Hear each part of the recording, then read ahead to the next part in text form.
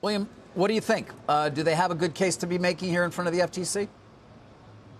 I think they do have really good arguments to make, and they seem well prepared to make them. They understand, I think, completely the environment they're working in. They understand that they'll probably have to put together a package of divestitures to overcome concerns in some markets. It has sounded in some comments that they're also committed not to use labor redundancies as a cost savings mechanism, and they are putting forward an investment plan that should be attractive as well. So they have good things going for them, and they seem to be patient here, too. That is, they're giving themselves a lot of time before their anticipated closing date, well over a year. They do face some headwinds, though. One is a general view on the part of the antitrust agencies that in so many areas, including grocery retailing, the antitrust agencies were too lax in the past.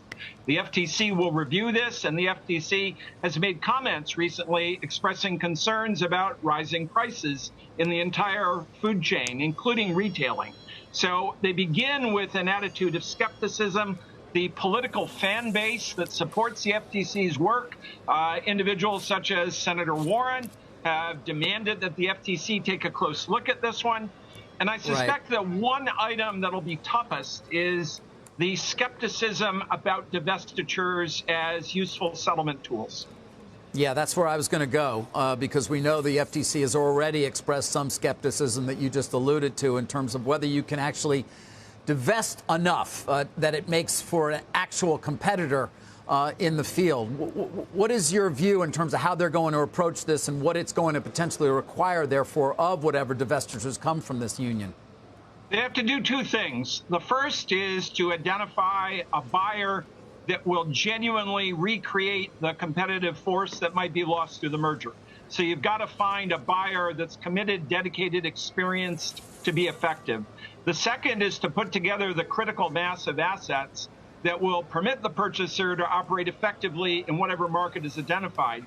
And it's in these two areas that the views of the parties about what would be acceptable and the view of the FTC about what might be sufficient will diverge. And you can easily imagine the FTC looking at the parties and saying, we want you to put more assets into the cart, and we want greater scrutiny of who the buyer is going to be. And part of this comes from past experience with grocery retailing deals where the FTC has been burned in transactions where the buyer wasn't really adequate, the assets divested weren't sufficient. So I suspect the big point of debate and discussion will be the adequacy of the buyer and the adequacy of the assets that are offered. Although back then, I mean, the backdrop of inflation was so different.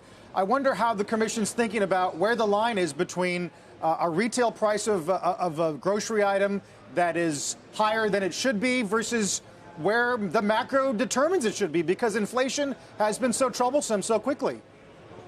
There's an awareness as well that the forces that are shaping food prices go all the way upstream through the supply chain. I think there is, at the same time, there's a view that if you have truly robust rivalry, including over the thin margins that you see in retailing, that's going to serve an important disciplinary function. But here again, the openness that the companies have just expressed about having a candid, ongoing conversation with the agency gives them an opportunity to do the education that they think will be useful in framing the transaction in a positive way. Yeah, William, real quick, how long do you think the review takes here? You get, of course, what antitrust people know as the second request. That's the fairly elaborate request for more information that will cover the geographic regions in which the companies compete, will identify other competitors that have emerged and become significant, and the likely arguments about efficiency effects, investment, maybe labor commitments.